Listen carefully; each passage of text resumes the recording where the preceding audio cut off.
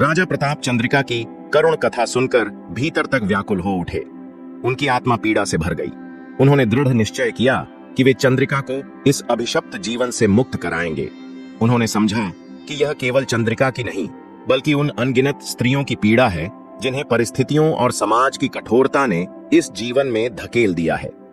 परंतु राजा जानते थे कि यह मार्ग सरल नहीं होगा। समाज में वेश्याओं को तिरस्कार की दृष्टि से देखा जाता था। उनके सम्मान की कोई जगह नहीं थी। राजा प्रताप ने मन ही मन ठान लिया कि वे इस अन्यायपूर्ण व्यवस्था को तोड़कर इन स्त्रियों को नया जीवन देंगे। वे जानते थे कि इसके लिए उन्हें समाज की मान्यताओं और परंपराओं के विरुद्ध संघर्ष करना होगा। लेकिन उनके मन में दृढ़ विश्वास था कि परिवर्तन का बीज तभी पनपता है जब कोई उसे संकल्प और साहस के साथ बोता है। राजा प्रताप ने अगले ही दिन अपने दरबार में विशेष सभा बुलाई। उन्होंने अपने मंत्रियों और सभासदों के समक्ष घोषणा की, हमारे राज्य में कोई भी स्त्री जो दुर्भाग्य या मजबूरीवश इस जीवन में आई है उसे सम्मान और सुरक्षा का अधिकार मिलेगा। हम एक विशेष आश्रय स्थल का निर्माण करेंगे जहां ऐसी स्त्रियां शिक्षा प्राप्त कर सकेंगी, स्वरोजगार के अवसर पा सकेंगी और समाज में सम्मान के साथ जीवन जी सकेंगी। राजा के इस आदेश से दरबार में सन्नाटा छा गया। जैसे ही यह आदेश राज्य में फैला, समाज के कुछ वर्गों में विरोध की लहर उठी।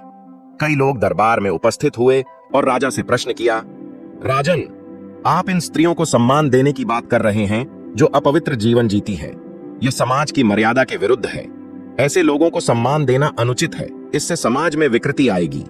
राजा प्रताप ने गहरी दृष्टि से उनकी ओर देखा और गंभीर स्वर में उत्तर दिया, जो समाज अपने ही लोगों की पीड़ा को देखकर भी उन्हें उपेक्षित कर देता है, वह समाज कभी महान नहीं बन सकता। क्या पवित्रता केवल परिस्थितियों से तय होती है? क्या कोई भी स्त्री अपनी इच्छा से इस जीवन को चुनती है? नहीं। जब समाज ने उन्हें असहाय छोड़ दिया, तब उन्होंने मजबूरी में यह जीवन अपनाया। हर व्यक्ति को सम्मान के साथ जीने का अधिकार है, उनका भी जिनके पास अब तक कोई विकल्प नहीं था। उन्होंने आगे कहा, मेरा धर्म है कि मैं अपने राज्य के हर व्यक्ति को न्याय दूं। अगर मैं इन पीड़ितों के लिए मार्ग नहीं बनाऊंगा तो मेरा राज्य कभी सच्चे अर्थों में महान नहीं बन सकता। परिवर्तन कठिन है लेकिन आवश्यक भी।